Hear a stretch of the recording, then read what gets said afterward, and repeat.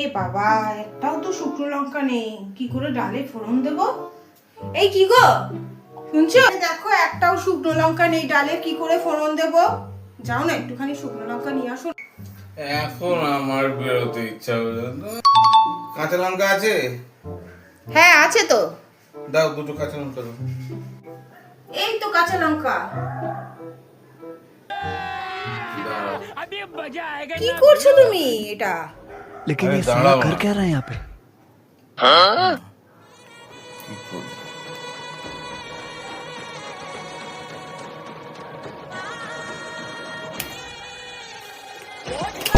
शाबाश बेटा।